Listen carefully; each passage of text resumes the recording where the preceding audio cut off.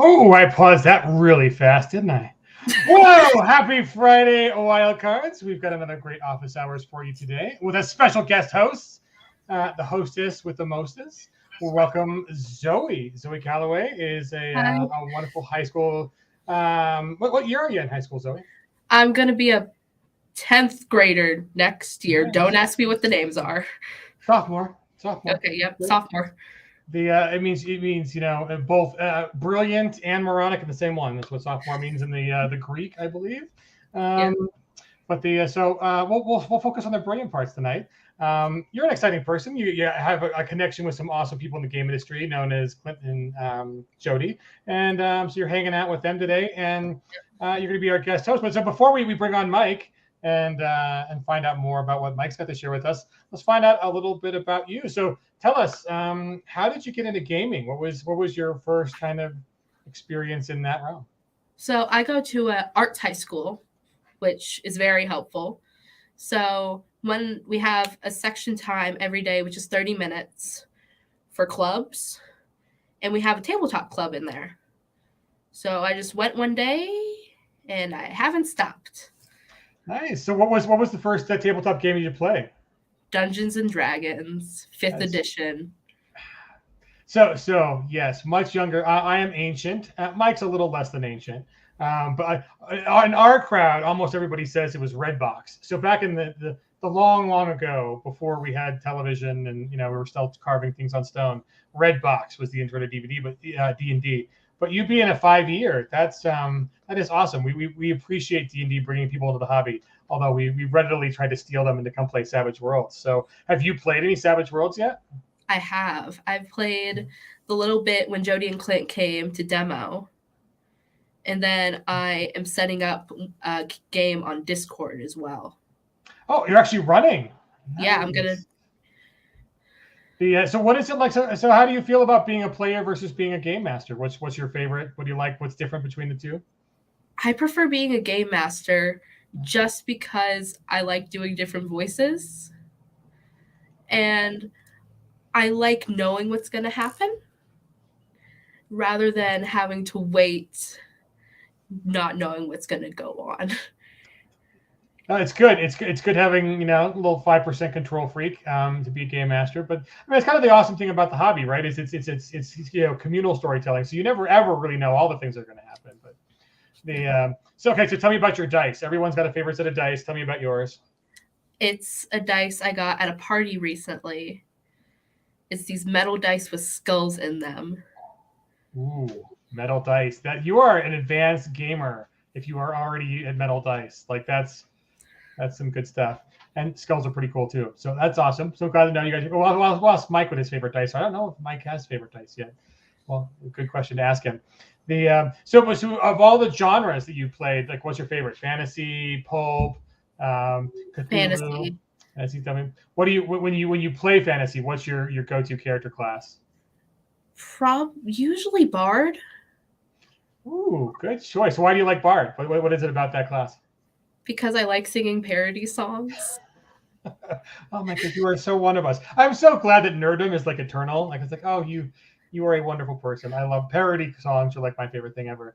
So do you like when you're playing a bard? Do you actually do stuff at the table? Do you actually sing and Yes. Oh, it child of was my heart. last semester when I was a player. Now I'm a forever DM because last semester our DM was a senior. He graduated early, and I just was bestowed this club. You're running the whole club now. Look at Yeah. this. You are truly one of us. You go from being a player to running the whole damn show in a year. That's pretty awesome. So what's it like? I mean, I've had some experience running a club. What's it like being not only like running the games, but like club management? How's that work out? It's good. I wasn't expecting people to respect my authority so much. Respect my authority. Cartman, love it. So that's good though. Like how has gaming opened you up? Again, confidence. I mean, for me, I think it definitely helps with like overcoming speech impediments, having a little more confidence in public speaking. Like, is gaming helped you in other areas of school or life? It has. I It also gave me the inspiration for my final essay, which was how TTRPGs can improve your mental health. Ooh, so tell me talk more about that. What did you investigate? What did you find? What were your findings? All that good stuff. Talk about that. My main thing was therapy usage because I was looking into that, and TTRPGs are known for improving, talking to people and all that stuff. So that opens you up. You find people who are similar to you, and that helps you open up. And then it's just, a good cycle instead of a bad one. Very insightful. Very insightful. So, given that you're already thinking on the meta level, I mean, you've gone from being a player to a game master to running a club, and now you're thinking about the theory and philosophy behind RPGs in other areas of life. What are your aspirations in the game industry? Are you considering writing, publishing, running a company? Do you have any kind of thoughts on where you might want to be in several years or even sooner? Small, because right now my goal is to be a forensic scientist for crime scenes. Ooh. But that also seems very stressful. So that's a cool career choice, and like certainly fits in with the kind of things like, I think we kind of joke often in like the writer sphere is like, if you're writing for a book or a novel or an RPG, like you don't want anyone looking at your search history because you have to like look up like how much poison does it actually take to kill someone. But you need it for the game. You don't need to actually kill anybody, but this is an important thing to know in the game. And or like where to hide bodies and those kind of things. It's like, please don't look at my search history. You might think I'm a sociopath, and no, I'm just a gamer or a writer. So, is that something that like is writing fiction or writing games something that you're interested in? Yes, because every single campaign I've run for 5th edition, always been homebrew. Wow, you started homebrew off the bat. Okay, very impressive. And it was only meant to be a one shot. That's kind of how it works out, though. It's like our best intentions, but it sounds like if it's a one shot and it went to a whole homebrew, like your players certainly enjoyed it. So like, how have you been? What's it like? Like, what are your tips for other new game masters on how to write for RPGs or how to create campaigns or even one shots that are interesting so that folks stick around? Your first session, that's going to be your most scripted session. After that, forget every single thing you have planned. Because someone at your table is going to find a way to derail it, either on purpose or accidentally. Yes, Clint, that's right. Okay, so I don't even know why I'm interviewing you. Usually, like because like you already know more than I do about this entire hobby, and I've been working in it for a little bit of a couple of years. I've been doing this since September. Oh God, you are amazing. So rising star for sure. I love that you've got a great head on you, and you're kind of exploring some really cool things. Tracy, how would I break into a nuclear power facility? Right? I'm sure that raised no flags on Homeland Security because they're totally not spying on us at all. So yes, if we get a weird knock at the door, FBI's following me around always. That's true. I had to look up like how many daggers it would take to like cover a person's body, and I was like, why am I looking this up? You need to know things like that. It's entirely practical on planning for a game. So you like playing bards, you like running fantasy. I love that you're already on board with thinking out kind of on the meta level. Is there a game, either a system or kind of a scenario or a genre that you haven't role played yet? Because you've only been doing this a couple months and you're already amazing. But you would really like to. Is there what's your bucket list for things you'd like to run or play? A runaway bride scenario. Oh. That is, I know some of my players are in the chat right now, but I don't care. This is the first session. They'll figure it out. That's what I want the opening to my season 2 to be, is a runaway bride. Oh, God, this is fantastic. Yes, that's what on the VPN.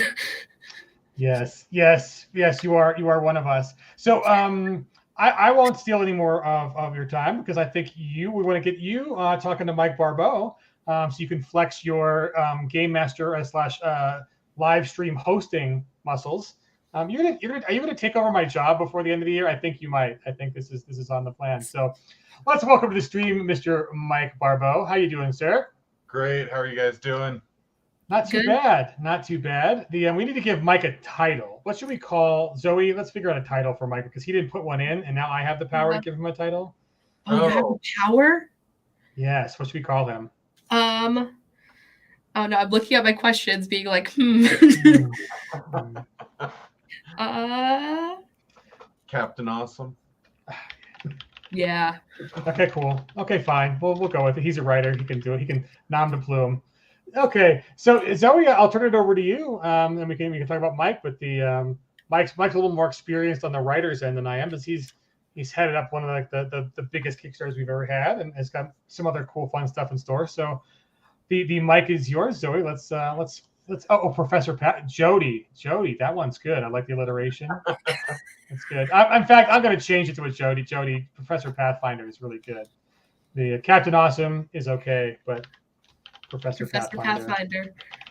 All right. There you go. Captain Awesome can be your secret identity. Yeah. He is working on a superhero game too, so that's having two names is fine. Yeah.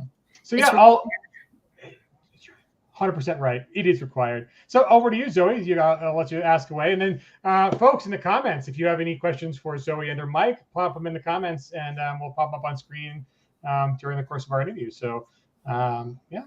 Oh, handsome Mike. I think John Dumas just has a crush on everybody. I think it's true. He's a bit of Lothario that way. So all yours, Zoe. So hi, Mike. We've only spoken over email. I know. And you're one of the few people I have actually responded to. I'm sure there's plenty of people that hate me because I'm so bad at email correspondence. Trust me. Yeah. So speaking of Kickstarter, that was one of my questions on the thing. I have two questions about Kickstarters, actually. What was your initial reaction when the Pathfinder Kickstarter reached 400,000? So the cliche and honest response is gratitude to all of the people who are backing. The immediate emotion was overwhelming fear.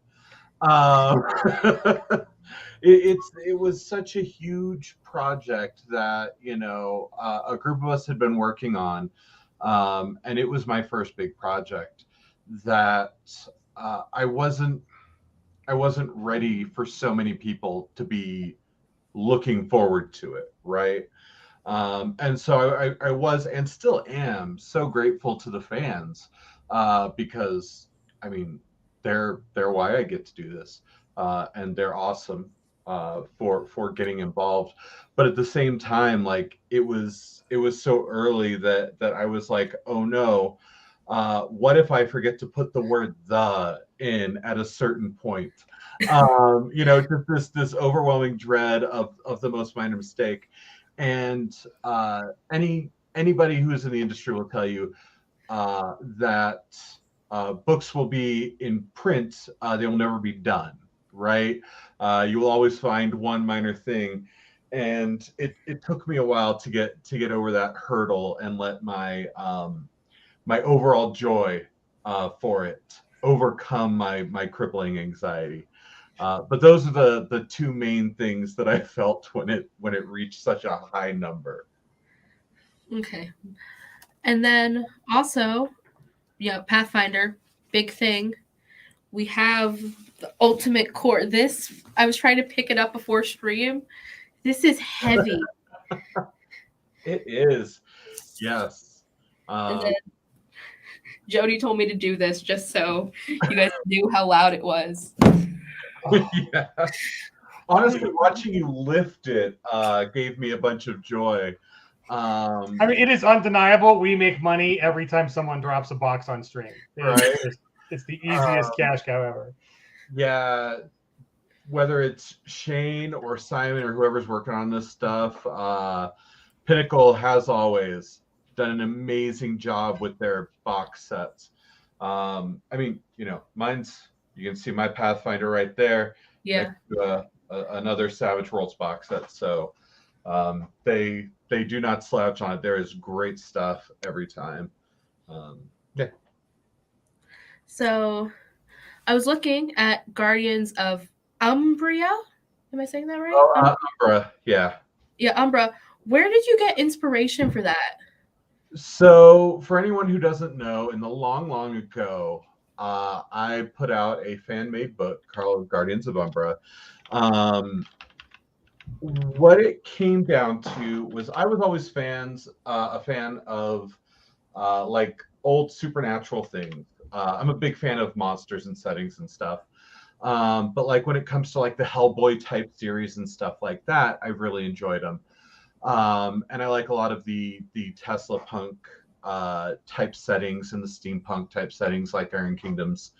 And I was working on a board game at the time in which you were, kind of the humans and stuff dealing with these invading creatures that were all part of the supernatural, and finding ways to fit them in. And I worked with a friend of mine, Kevin Helps, who helped with the book. And started working on how to integrate all of these, like, stories and mythos, and were angels and Valkyries part of the same thing, and all this kind of crazy stuff. And I sat down with my friend Drew one day, and I was like, man, but I'm really excited for the other stuff, and I think it'd be a cool idea to flip it and be, the creatures that were run off and stuff. And he said, well, then why aren't you doing that? And so then I had to redo everything that I had been working on to start focusing on that aspect. So, one person saying this thing, why aren't you doing this thing that you want to do anyway? And so everything just kind of flowed from there. And again, working, with somebody else, for anybody who hasn't done cooperative writing or anything like that, it's a really interesting process where you start bouncing ideas off of one another, and taking things that you've maybe used in your own homebrewed campaign, or something like that, and being like, well, I think it would be more interesting to do it this way. And so the whole thing just kind of evolved from there, until it was you ended up playing demons or Valkyries or all of these things that were part of different mythos across, the eras.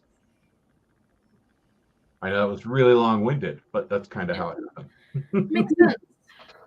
And then the one you're working on now, Curse of the Crimson. Oh yes, Curse of the Crimson Throne. Oh, I forgot Throne on my notes. No, it's okay. It's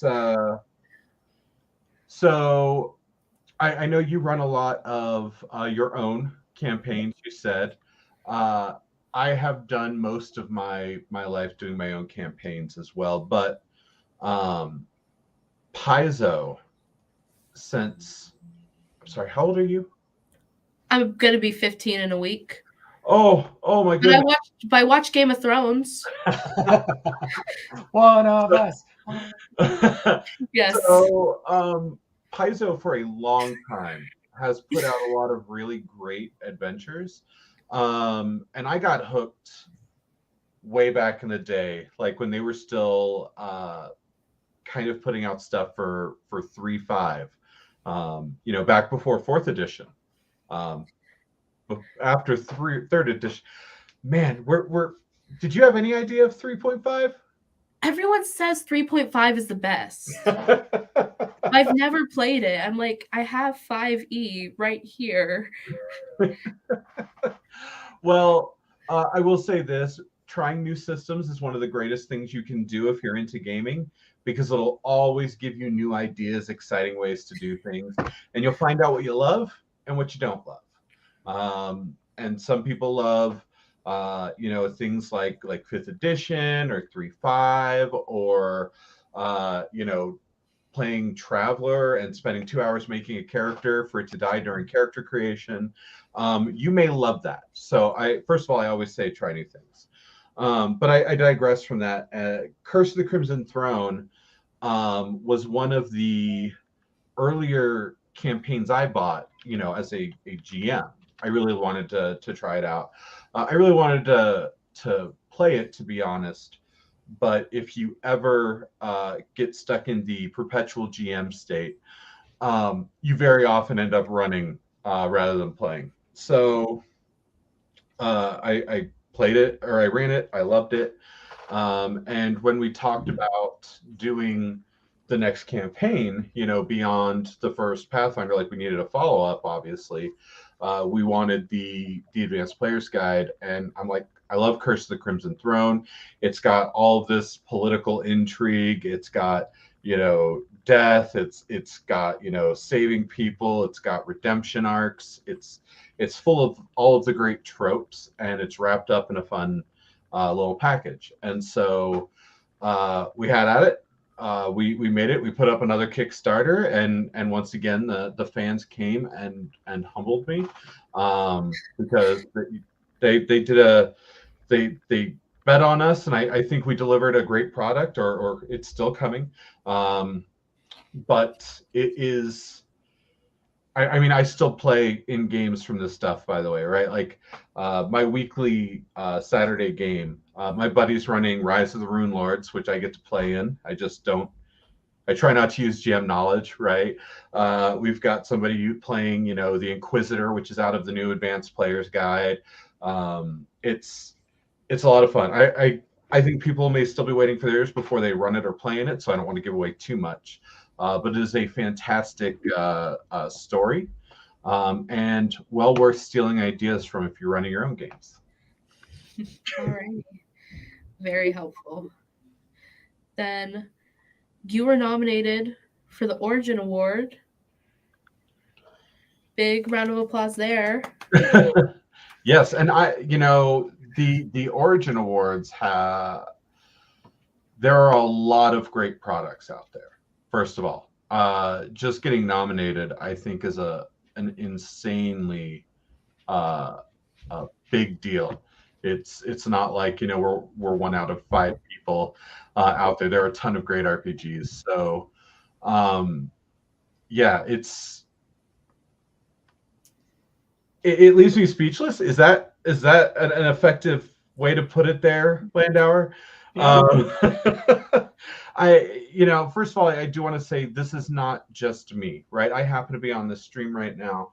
But, you know, whether it's Simon putting in all of the hours, making sure all the stuff gets done and created correctly, or the people in the rules room arguing with me, shout out to Clint, or the people who, you know, do any of the behind the scenes stuff.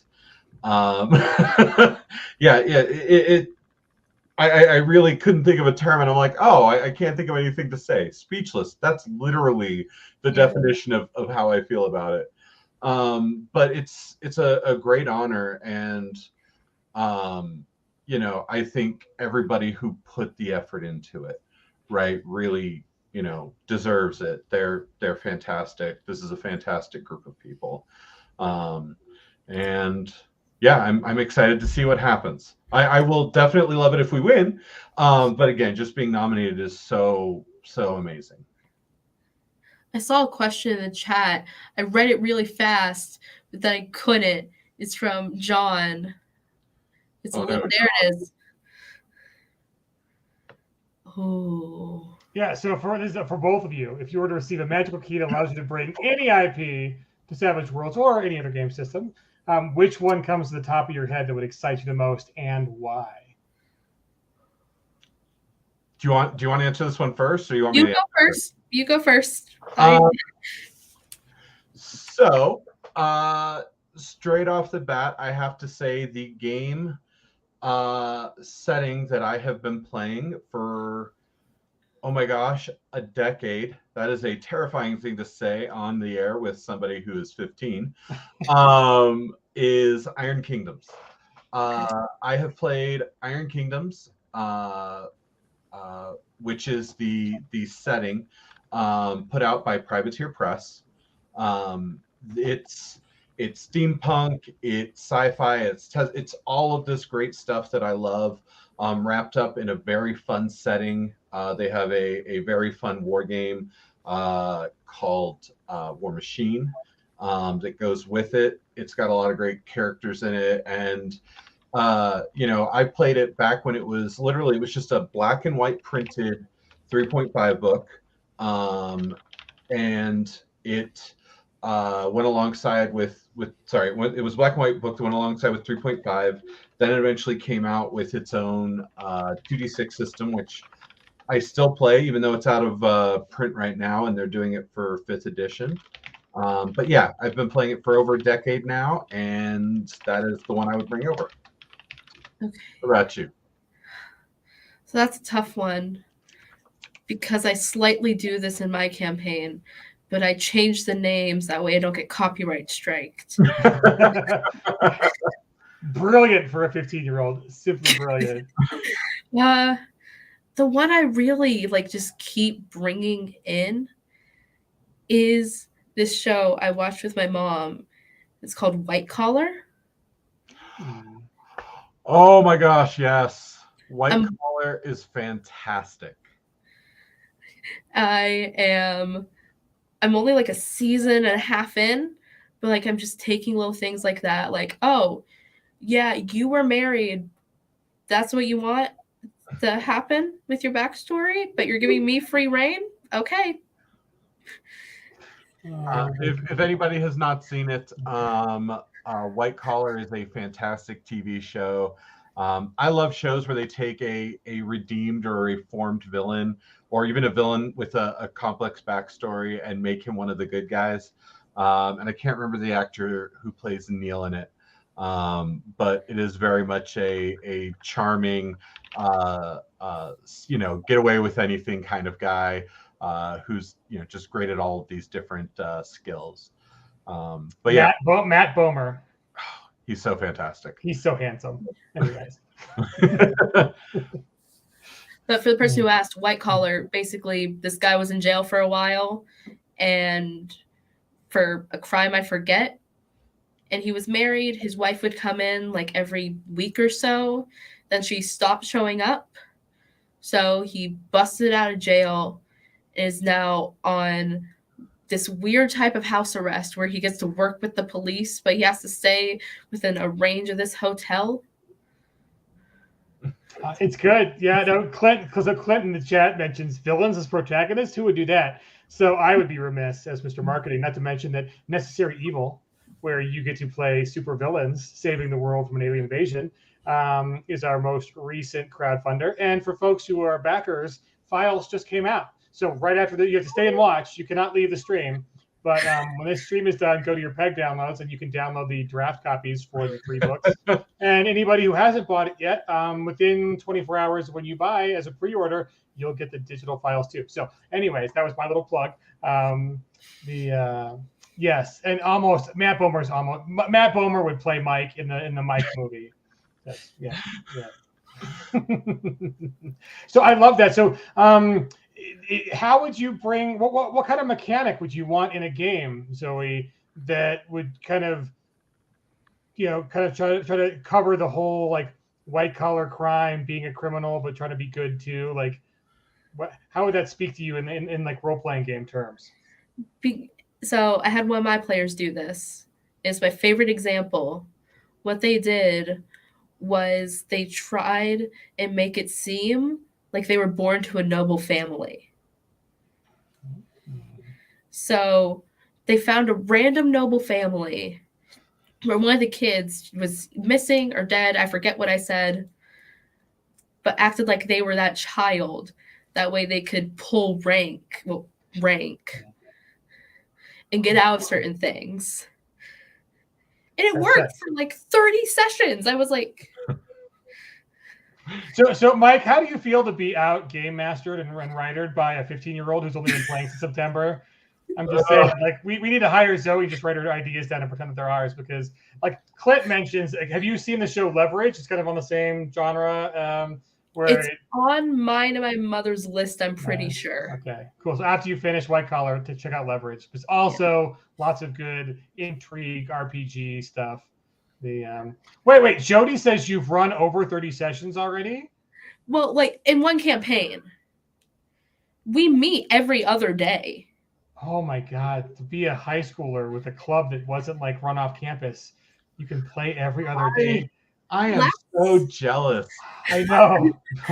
I still remember in like middle school having to meet up with my 3 friends at lunch. We didn't have dice, so we had to actually play rock, paper, scissors to do like made up rolling, right? And this was still, believe it or not, once upon a time, being a geek wasn't popular at all. And so we bled so you could game. Oh my God, it's so it was good. I wish I could have met every other day. That's amazing. Hi, Piper. I see your Zozo in the chat. I mean, yeah, you also bring your own entourage. Like, Yes. Mike, we are outclassed here. This is true. Shout out to Nelson. So Nelson mentions his favorite IP. I think in English, this was translated as Future Boy Conan, like a 1980, maybe late 70s anime. Yeah, but that's a cool one. That there's definitely room there. You can get let's find someone to get the IP for some cool. It's cool IP. Anyways, that's way before Zoe was even born. Maybe before Zoe's mom was even born at this rate. Like we're going back to the 70s. Jeez. Yes. Then yes. Okay, so we get this question every stream. When sci-fi companion to do space above and beyond is really good. I love that. So Mike, since sci-fi companion is somewhere in the back of your brain, between working on Doomguard and Curse and the next APG, and maybe talking about a certain licensed property that you're really excited to see that comes to Savage Worlds. Space above and beyond. How does that factor into your planning for sci-fi companion? I actually don't know what space above and beyond is. Well, Vankel's gonna have to fill us in then to see what elements Vankel wants to see from Space Above and Beyond that would show up in the sci-fi convention. I mean, I think I just now have to add it to my list of things to check out. That's true. Didn't we make the mistake like I don't know several months ago of saying like, "Hey guys, give us your list of what your sci-fi properties are"? I think you might have posted that on social media once. I did post that on social media, and no regrets. No, seriously, people had a lot of stuff, and it was a lot of things to go through, and I still have not watched and or read all of it. But there's a lot of entertaining stuff. The thing that I have to balance in that is stuff that I have to actively pay attention to and stuff that I can listen to while writing, right?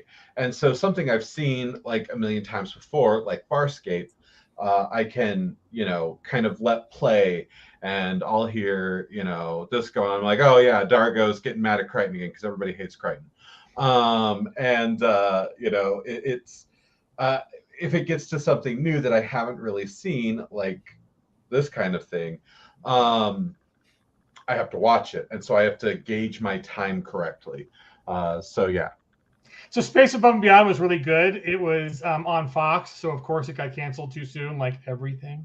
But it was like back when I was in like high school, in the 90s. So you might have to torrent it. I don't know if you can find it on the streams anymore.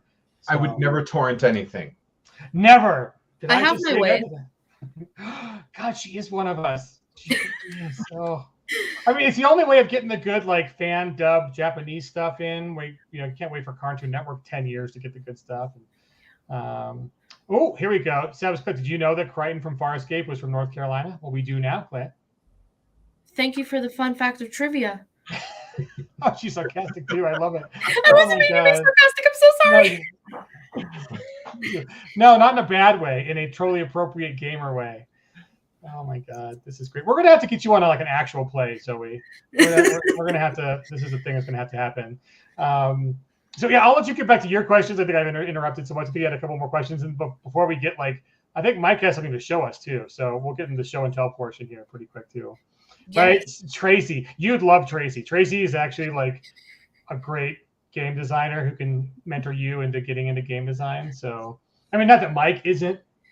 But Tracy's also another person we should have talk to you because We're gonna find out what the Zoey I game is. like the drive-by shout-out you gave me there. Tracy's great. Oh gosh, Mike's here. I forgot. Yeah, don't make my mistakes. So, my mistake is just opening my mouth at all. That's just where it starts. Mike is good when he's just silence is everything, or golden, or less is more, or whatever. Yeah. So I'm ready for your next one. What do you got for me, Zoe? So speaking of starting out as game master / player, when did you know writing things was what you wanted to do? When I knew I didn't want to retire. No, me. Landau, that hit you really hard, didn't it? Am I crying yet? Because I will be. No. So for the longest time, I really loved playing games. I still really love playing games. But I didn't know what I wanted to do. And back in the before time when my dad passed, I was a little unmoored, right? In terms of, well, what do I want to do? It kind of, when it happened to happen so quick, my mom kind of did the only thing she could think to do, and was basically like, retail therapy, what do you want? And that got me into War Machine, my very first miniatures game. Now, I, from an early child, was a geek. This may not seem weird to you, but like my parents played D&D.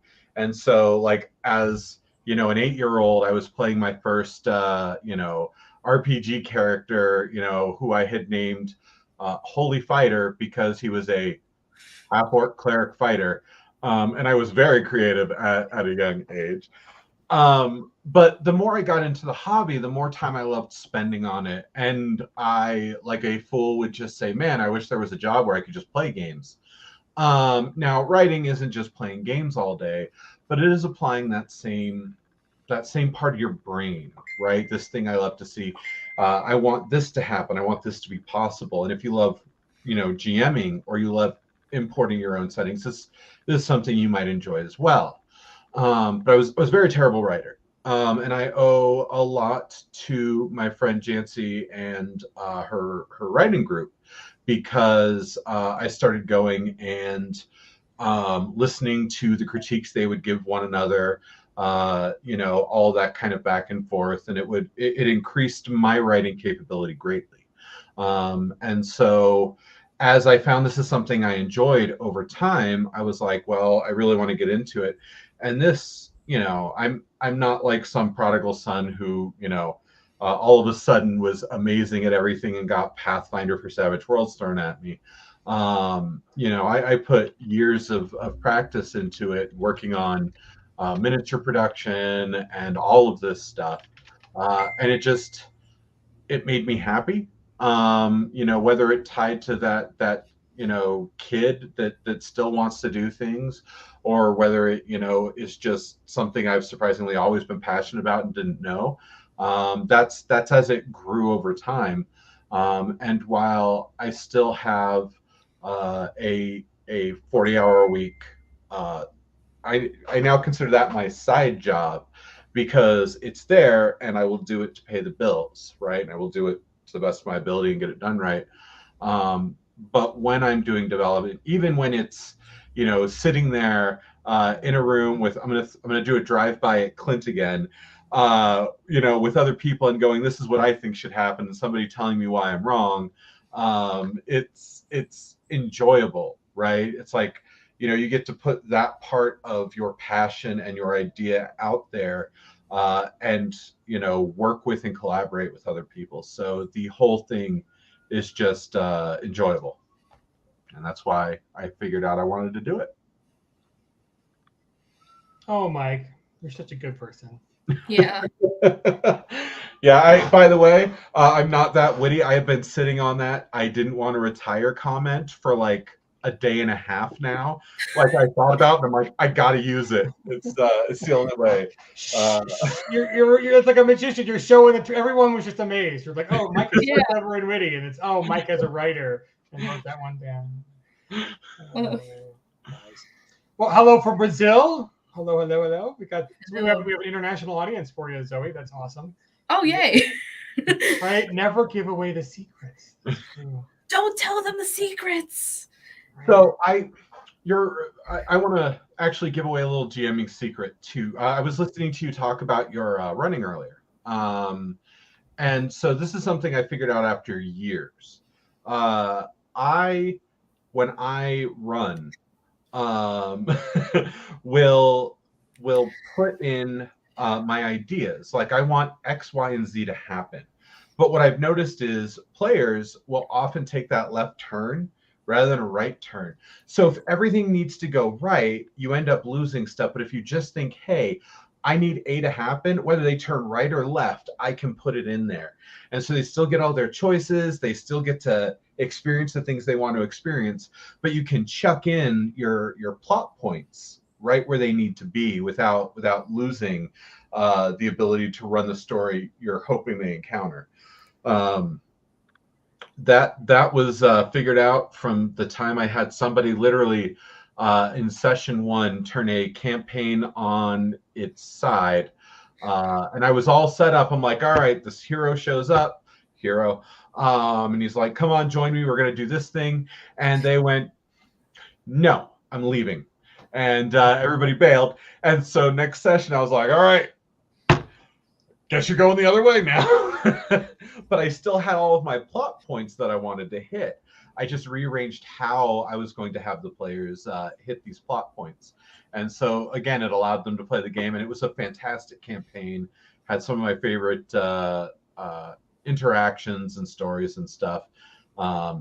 So, you know, it works out great. But just a little secret, just don't pigeonhole, I don't know. Don't get yourself stuck in a corner because you need them to go right for something to happen. Just find a way to fit what you love in there, and people will encounter it, and they'll never know that you had planned for them to go right. I had to do that. Next semester, I'm running a season 2 to the one we finished up this semester. And a bank heist went wrong. So I had to put them to sleep for 12 years. 15, are you in high school or middle school? I'm in high school. Okay.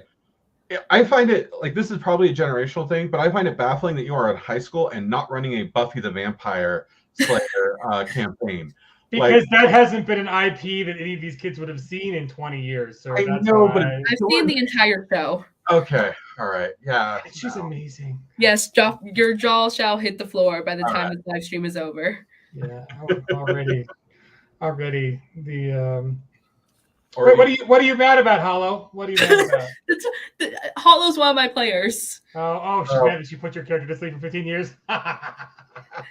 GM Fiat is a thing, guys. GM Fiat is a thing. Oh, nice. Oh, I love how I'm blurry, but like the poster in the back is perfect. Yeah, it's a very pretty dragon. I think your green screen has major issues there, Landauer. That is definitely from Curse of the Crimson Throne. I can tell you what piece that is, and how the rest of it goes, just from that little image there. Yeah. So we're right. My camera drinks. I don't drink, but my camera it's drunk. Go home, camera. You're drunk. Right. So yeah. So actually, Hallow, tell us what happened when your character finally woke up, or did you put them to sleep and you haven't started the part where they wake up yet? I did wake them up. So okay. I put them to sleep, end of the session. Then we left, and I had 24 hours to figure out what I was doing. So at the very beginning of the campaign, one player adopted 2 children. One of them had just been decapitated, but they revived him. And then I was trying to make it to where they didn't have to deal with 3 character sheets, but they said no. They put that on themselves. Oh, glorious. I'm sorry. I'm going to adopt these kids. Even the headless one is just now. You get right. Half off. So, they've just been following around the entire campaign. When everyone got put to sleep, the twins were only put to sleep for like a year. Yeah, right. This explains how people have the 2.3 kids. Like this is where this is where the 0.3 kid comes from. So Zoe's game. Yeah. You're creating the 0.3 and the 0.6 kid. Oh my God. Yeah, but they did get the head reattached for people concerned. They like sewed it back on with some druid magic. I want to play in your campaign. I really do. It's Did wildly they different. put it back on right, or was this more like a Futurama incident and on incorrectly? No, it was put on correctly, luckily. But right, Clint. That's a trope that's just been used so much. I mean, there is really not room in the market for the 12-year-old kids having kids. One, adopting kids in their game, but also half headless. Yeah. It's been done. Sorry, there was. Yeah. I have to do something. But so they woke up and the twins had been keeping their body not dying. But the world's on fire. Dragons have burned everything. There's dragons too. Yeah. But we didn't get to the dragons. I mean, there's a really famous guy who writes like some really famous books, and it's been 12 years and he still hasn't gotten to the dragons. So don't worry, it goes around. I'm just really jealous that you get to play every other day. And then like summer break when all of us adults are like, oh my God, finally some time, we might get a game or two in. And now you're like, this is gonna be the long hiatus between season 1 and season 2 of your already 30 episode long campaign. Probably more, because we also met over weekends sometimes. Oh my God. So I'm so jealous. There's just joys of being in art high school. Oh, it is good. Enjoy this part of your life. It is fantastic. See, I thought like I was with a kid where I played in middle school, didn't have any time in high school. We all had other things to do, didn't get to play. I'm like, ooh, I'm going off to college. I'm gonna buy all of the then new D&D like 3.5. Like it was like the D&D with like the new big everybody got a new big expensive splat book. Bought them all new and then never opened them once for 4 years of college. It was like sad time. But for you, Mike, Joe said, "Did I miss the announcement for Savage Pathfinder Skill and Shackles?" So what? Skill and Shackles. Right. Yeah. Yes. So what is? Are we ready? Are we ready to like hint? I mean, like Curse of the Crimson Throne, which you're going to show us momentarily, is back in the printer. Yeah, I think we're obligating to like drop it on the desk. Zoe already dropped her box. I've got a box. I'll drop. You need to drop your box on the desk. We have some production samples. But have we hinted at what might be next in the? So next, we have stated outright it is not it is not a campaign immediately next. There is another campaign that will be coming, but we want to put out the extra player and GM content first, and so it is going to be another player book with more classes like the Magus and the Gunslinger and whatnot, and then another bestiary or bestiary, depending on how you want to pronounce it, because everybody loves extra bad guys, and so those are actively being worked on. I've had some play test feedback that have been coming back, and always best. And so right now I am taking a lot of that feedback to do updates, and then I'll be doing more play testing with those. Yes, Gunslingers for Pathfinder. Pew, pew, pew, pew, pew. Yes. And yeah. So those are next. We'll do an IP or a PPC or a PC or whatever you want to call the campaign after that. And yeah, we haven't announced that yet. I'm 90. I think you've made some fans in the chat. They're really excited. I know it's not the Inquisitor, not the Alchemist. Apparently, Gunslinger was the one that we, and really that's very on brand for Pinnacle. I mean, right. Yeah. Like we know a little thing about like rootin' tootin' fantasy shooting. So rootin' tootin' fantasy shooting. I like that. I made that up on the spot. I did not write that down a day and a half ago. Oh, yeah, lucky you. No, it's we have a lot of stuff that we're working on overall, Pinnacle as a whole. And I'm trying to give all these projects that I'm on like my full focus. And one of the best ways to do that was to put a pin in the campaign so that I could make sure that the monsters and the playable stuff was all as well tuned as possible. Just because there's some of the more complex or spiky classes that have come out, and I don't want it to come off like that for Savage Worlds. And there's always a chance it has a little bit of creep, and so you got to try and tone it down. And I mean, especially when you get into some of the tougher monsters, it's hard to figure out, is this monster really tough? Is it really easy to beat? Like, how many games do you need to run before you know that it wasn't just that the group got dealt really good cards for this round, or that they had really good dice rolls for this round, right? And so it allows us to get all the extra play testing in to make it really rock.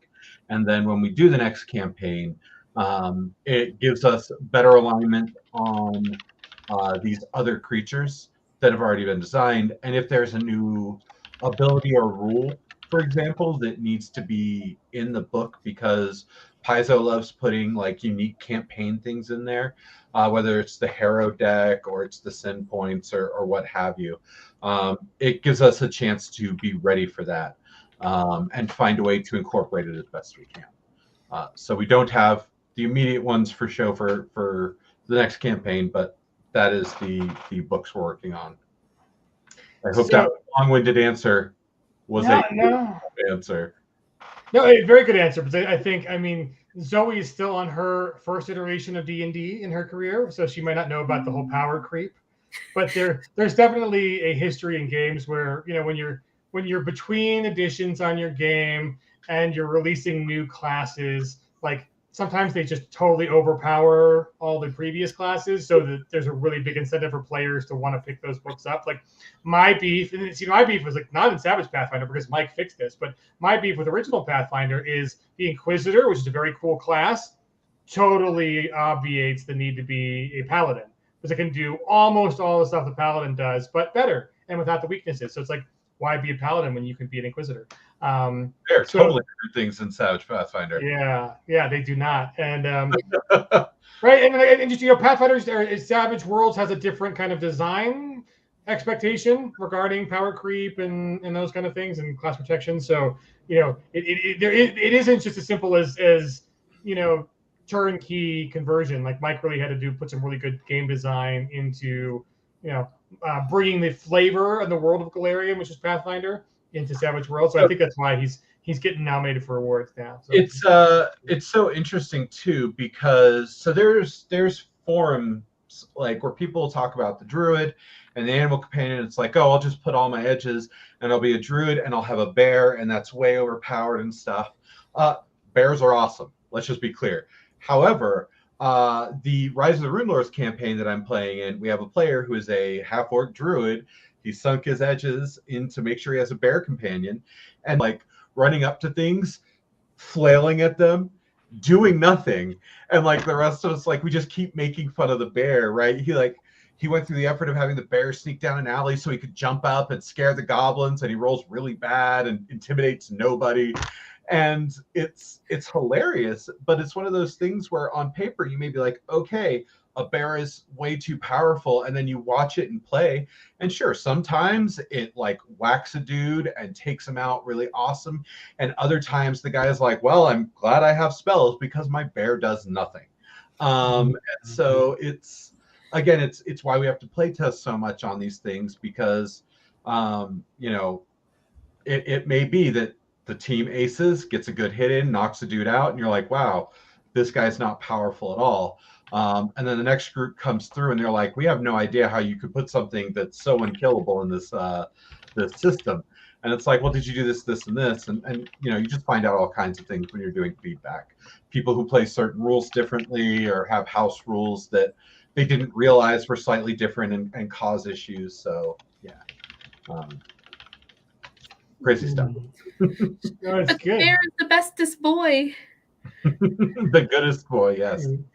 So, Mike, while you prepare to go drop some cool product reviews on us, one of your players, Zoe, this is what players do. They try to take advantage of you while you're feeling good and you're on stream. You're willing to make promises for stuff.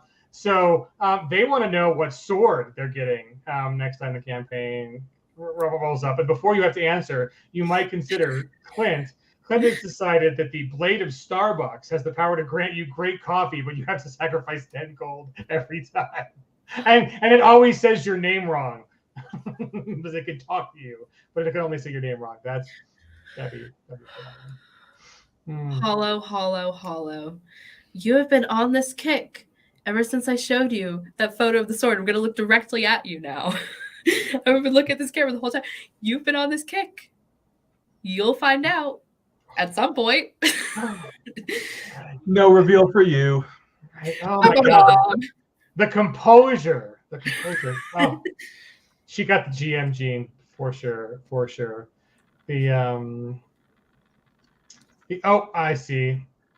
Well, so we will find you. I will track down Diablo's game master because he apparently they got to establish channel. We're talking game master stuff. So yeah, Mike, show us what goodies do you have to show us on the. So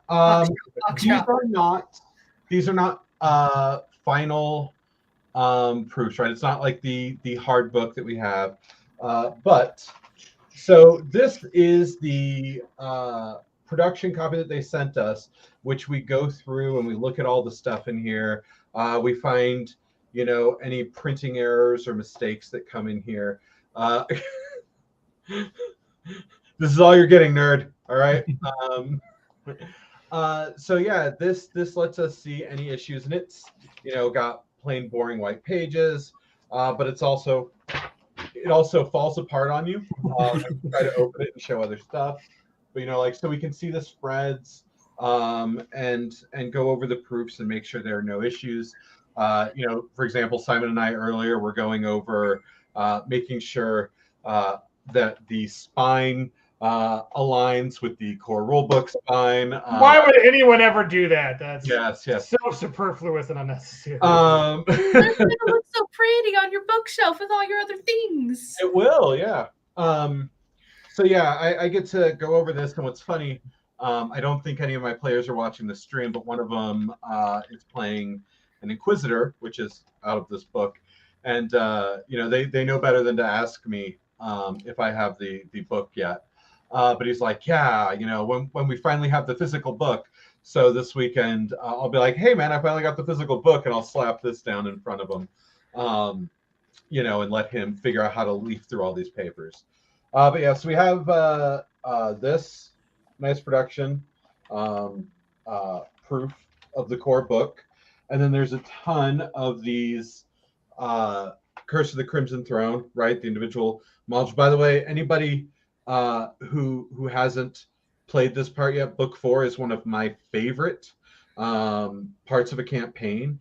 It does amazing stuff, and this thing right here is something you get to encounter. Wormsign!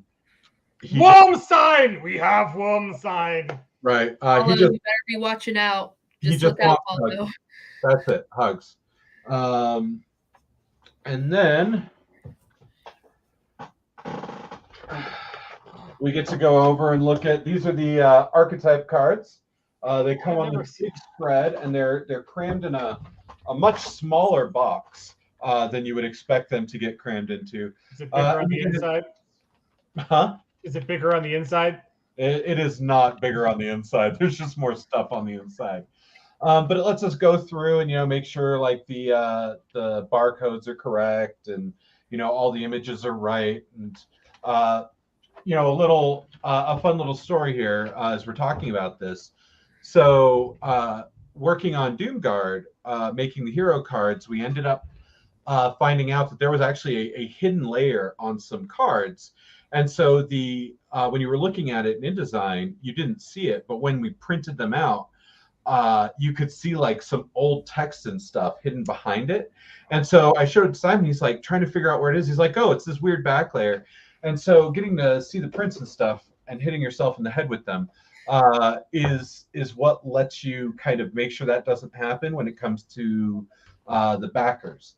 And anybody who hasn't gone over these guys, these are some of my favorite bad guys. We wrote small encounters for them so that if you need extra little hooks or a one-off bad guy or anything like that, they are fantastic for using. It is, Jody. I am. This is when you say, I'm going to show people something, and you crit fail the roll, and you think, how could I possibly crit fail holding something? That's it. I saw Clint ask, is it smaller on the outside? And I just thought, yes, instead of a TARDIS, it's an ARTAS. And the opposite. I have to go get one more thing. So if you can entertain people for like 40 seconds, I'll be right back. Yes. Okay. Cool. Yes. Awesome. We can do that. Okay, so crit fails. So we would not be a stream. Oh, we'll do the dance battle. We will. Tell us about your favorite crit fail. Like if you know whether your players or you like you have a good story in your over 30 sessions in one campaign. I'm so jealous. So this was in session, I think 4. So they had just defeated. No, this was in session 0. I always tell. Okay, it was session 0, and one of my players had a little fire lizard who likes to eat fire. They came up, and the main quest to this was to disband a couple cults. I know, so cliche, but it was fun. They come up to a cult who is like worshiping this Waffle House, and the Waffle House is on fire. So one of my players is like, oh, I'll have my lizard go eat the fire. They accidentally set off the beholder I had hidden in there. Wow. Yeah, you remember this, Hollow. You remember this. This was back in January. I just love that your session 0 starts off with like a Waffle House on fire. I mean, I had to start with something. that is there's a term for what is it, en medias res. Like it's a kind of you don't ease into the story, you just start right in the middle of things. Like there's already crazy stuff going on. Waffle House on fire with fire eating lizards. That's right. And the Waffle House stayed open and the eggs were not burnt. It didn't stay open. That's why my players went there. The Waffle House had closed. That's why they were concerned. So good. Yeah, right. Yes. Oh my God, the Waffle House is closed. There must be a great evil of the universe if there's a Waffle House that is not open 24 hours. I'm back. Yes. From outer space. So, yeah. I know we're in the middle of Waffle House. No. But I'm hungry now. Can we go eat too? Like let's do. New power cards, right? Huzzah! All the new spells and updated things like Entangle and Create Pit. The proofs for the Hero deck. That's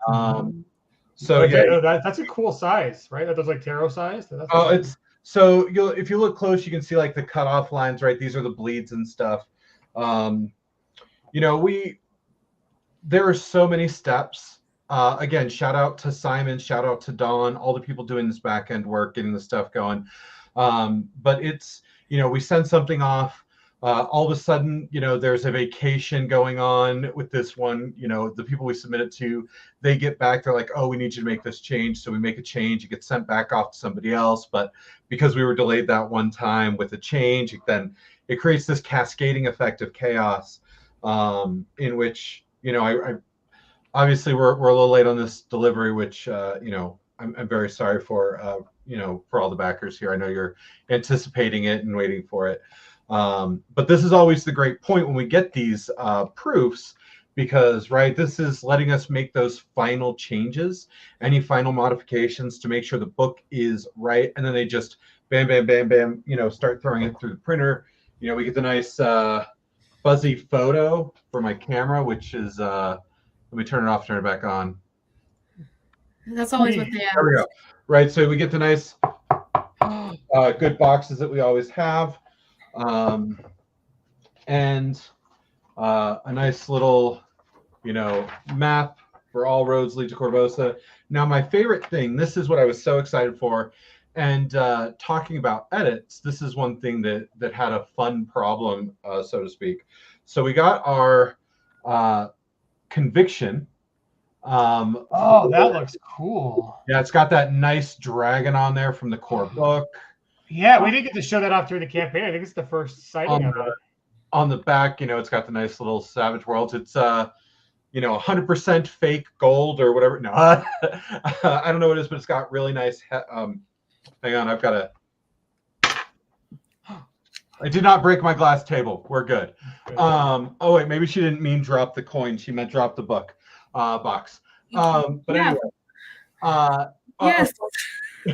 a fun fact with this, we actually when I wanted to do this first, I wanted to fit the fighter in there, right? For anybody who recalls the core box, it's got this fighter with 2 swords and he's dramatically screaming, coming at the dragon. But when you got it, when we got the first copy of it, he looked like a Catman just because of the way like his face was shaped and the screaming. And so we had to go back and be like, okay, this isn't what we want. We need to change it now. We need to make the dragon the core focus. And so this is one of those things where we didn't want people getting Catman conviction. So it took an extra round of getting things done. But again, just one more close up, like you can see the dragon there, tongue and horns and all of its epicness. That looks great. Someone needs to send me a photo of that so I can put it on social media because, oh my God, it looks cool. Yeah, and it's a nice heft to it. It's definitely one of those things when you're like, it'll feel good to be like, I use conviction, and buff all of your stuff. With conviction this time. With conviction. So yeah, these are all great proofs. I'm so excited. Thundercat conviction, if we were doing a Thundercat game, would have been great. But I could not give Savage Pathfinder folks a non Pathfinder character on it. So that is my answer for the IP I want a Savage Thundercats. Clint, stop it. I'm envisioning it in my head now, and it's not stopping. No. Do you know about the Thundercats? Have you heard? Oh my God! Did you? Yes. I might. Someone has done you justice. You are only 15, and you know about Thundercats. Oh my God! I at least know about them, and I've heard the theme song. Oh, see, that could totally be a Thundercat right there. Yeah, a little snarf. There's so much stuff to go through here, and Simon, who again, I know he doesn't like being all talky on the streams. Him and his houseboat upbringing. Yes, I did watch that stream. But he does not get enough, I think, credit for all the late hours he puts in. Just making sure before he even sent this off to me to show you guys, he had scoured through everything, right? Looking for any minor mix-ups. Even we found out somebody left feedback we had missed putting in the lyrics to one of the songs in a later book. So we were able to get that in, right? We were talking about it today. We got that in, and we caught that, we were able to use the proofs and everything. And we're like, all right, we're resubmitting, pages, blah, blah, blah, right? So they'll get printed in and put in correctly. So yeah, this is the exciting part right before we get the final production copy, which will be when we get everything in its production form, right? And I'm sure we'll show this all off again then, because we like showing off the goodies and letting you guys know that, it's on its way, it's coming. Get excited kind of scenarios. But yeah, we're moving along. We're getting much closer to getting this fulfilled and out to all the backers, which again, as I said in every Kickstarter, I'm excited to hear about any adventures where people get beat up or kill players, or even just do epic things with the new powers or the new bad guys or whatever. because telling these stories is half the fun, right? Um, Almost all the fun. Yeah, so my friend who I said is running Rise of the Rune Lords, who of course, which of course I kind of know everything that happens in there. There's some things that fade away as I work on the next project, and but the big key moments I know about, like certain bad guys, and I'm maybe a monster, but when I made this character, I purposefully will come up with ideas that I know are wrong about the story, that some of the information we have gathered has led us to believe, and I will try to convince the party that my theory is right. And one of them also came with me wanting so badly to redeem this bad guy that's not supposed to be redeemed at all. And I'm playing a bard in it, and so we get there, and I'm like, all right. I'm using conviction. I'm using all of my bennies. I'm using persuasion, performance. I'm trying so hard, and he rolled with it perfectly. He let me redeem the character, and now it's causing all kinds of problems in town. That this villain is no longer a villain. But that's what I love about these. Even though they have these hard set, overall story arcs, there's so much you can do to change it up. And mess with your GM, take their bad guy, and tell them you want him to be a good guy now. So I'm so excited for people to interact with these campaigns and these classes and these characters. We're super excited. I mean, Curse of the Crimson Throne, it's a great campaign, and it's funny. So like while we're talking, speaking of like crazy things druids do, and so apparently this is right outside Jody's office right now. There is a wild-shaped druid who wants to get in on the conversation, banging on the door. And that's so cute. I saw it while you were talking. I was just like, there's a trash can outside, and I want totally a druid. So one more question for Zoe. Very important question. The who's your favorite character? Who's your favorite player, and why is it Hallow 1239? Hollow. I'm looking back at you again. Hello. You know I can't play favorites. But if I could, it would probably be Luna. Luna's not even in the stream in the chat. No. No. Or maybe Luna's a wild-shaped panda, trash panda outside the door, trying to show up and crash the screen. Well, folks, we have done our hour, and so we gotta let you guys get back to. Looks so good. That coin. Sorry, I'm just so excited for this. It's definitely getting used this Saturday. One person gets one penny. That's all we're doing. That's all we're doing. So awesome, folks. Oh, there we go. Grace. Oh, Grace was in chat, so I lied. They did show up. So Luna's cool. Yes. That's the one that turned evil and tried to kill everyone. Oh, brilliant. Well, so we're going to have to figure out a way to get you and some of your players on some actual plays, because you guys sound like a blast to game with. And we'll have you back on. So we appreciate you helping out, interview Mike. Mike, thanks for joining us on a Friday to preview what's going on with Curse of the Crimson Throne. So yeah, folks, just an update on that. I think September-ish is what we're thinking about for printing, arriving, shipping kind of window for that, because we did have to wait for a key component.